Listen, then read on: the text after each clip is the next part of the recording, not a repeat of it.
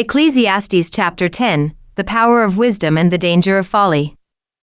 Ecclesiastes chapter 10 presents a collection of practical wisdom sayings that focus on everyday behavior, speech, leadership, and the consequences of folly.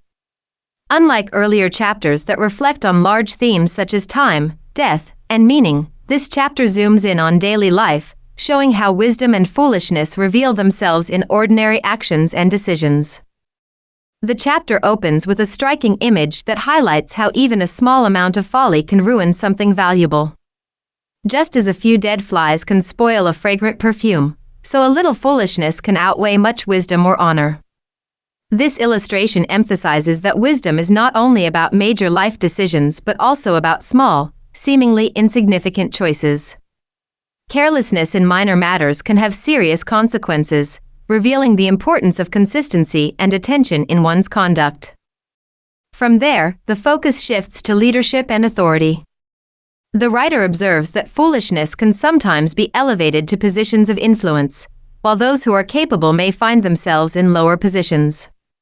This creates a sense of imbalance in society, where the structures that should promote wisdom do not always function as intended. In such situations, the response recommended is patience and calmness rather than impulsive reaction. The broader implication is that human systems are imperfect, and leadership is not always aligned with wisdom or justice, which calls for discernment in how one responds to authority. The chapter then uses vivid imagery to show how careless actions can lead to harm. Situations such as digging a pit, breaking through a wall, or working with stones are used to illustrate that reckless behavior often produces unintended consequences. The underlying principle is that actions carry inherent outcomes, and ignoring wisdom in practical matters can result in self-inflicted difficulties. This reflects a moral order in life where negligence and irresponsibility tend to lead to harm. Attention then turns to speech, where a clear contrast is drawn between wise and foolish communication. Wise speech is described as gracious and constructive, offering benefit to those who hear it. In contrast, foolish speech is marked by excess and lack of restraint. The emphasis is not only on what is said, but on how much is said and the character behind it. Excessive words often reveal a lack of wisdom, while careful and measured speech reflects understanding. This highlights the importance of restraint, thoughtfulness, and the recognition that words have real impact. The discussion returns to leadership, noting that a nation is affected deeply by the character of its rulers. When leadership is disciplined and responsible, society experiences stability and order. When leadership is careless or immature, the result is confusion and exhaustion among the people.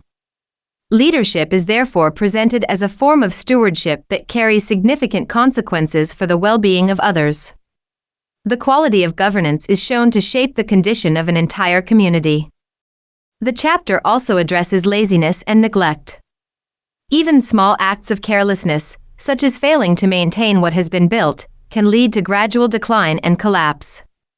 Laziness is not portrayed as harmless, instead, it produces real and observable damage over time. At the same time, the writer warns against reckless speech, even in private thoughts toward those in authority, emphasizing that wisdom governs both outward actions and inward attitudes. Respect, discipline, and self-control are shown to be essential aspects of wise living. Taken as a whole, Ecclesiastes chapter 10 presents wisdom as something deeply practical and everyday in nature. It is revealed in attention to small details, careful speech, responsible action, and thoughtful engagement with authority and leadership. Foolishness, by contrast, often appears in carelessness, excess, and lack of foresight. The chapter teaches that the effects of wisdom and folly are not limited to extraordinary situations but are constantly shaping ordinary life. Ultimately, the message encourages a way of living marked by awareness, restraint, and responsibility. Wisdom is shown not as abstract knowledge, but as a steady and consistent approach to daily conduct.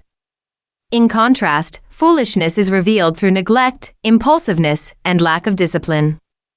The chapter calls for careful living in every area of life, recognizing that even small choices can have significant consequences. Chapter 10. Dead flies putrefy the perfumer's ointment, and cause it to give off a foul odor. So does a little folly to one respected for wisdom and honor. A wise man's heart is at his right hand, but a fool's heart at his left. Even when a fool walks along the way, he lacks wisdom, and he shows everyone that he is a fool. If the spirit of the ruler rises against you, do not leave your post, for conciliation pacifies great offenses. There is an evil I have seen under the sun, as an error proceeding from the ruler. Folly is set in great dignity, while the rich sit in a lowly place. I have seen servants on horses, while princes walk on the ground like servants. He who digs a pit will fall into it, and whoever breaks through a wall will be bitten by a serpent. He who quarries stones may be hurt by them, and he who splits wood may be endangered by it. If the axe is dull, and one does not sharpen the edge, then he must use more strength, but wisdom brings success. A serpent may bite when it is not charmed. The babbler is no different. The words of a wise man's mouth are gracious, but the lips of a fool shall swallow him up. The words of his mouth begin with foolishness, and the end of his talk is raving madness. A fool also multiplies words. No man knows what is to be. Who can tell him what will be after him? The labor of fools wearies them, for they do not even know how to go to the city. Woe to you, O land, when your king is a child, and your princes feast in the morning. Blessed are you, O land, when your king is the son of nobles, and your princes feast at the proper time, for strength and not for drunkenness. Because of laziness the building decays, and through idleness of hands the house leaks. A feast is made for laughter, and wine makes merry, but money answers everything. Do not curse the king, even in your thought. Do not curse the rich, even in your bedroom. For a bird of the air may carry your voice, and a bird in flight may tell the matter.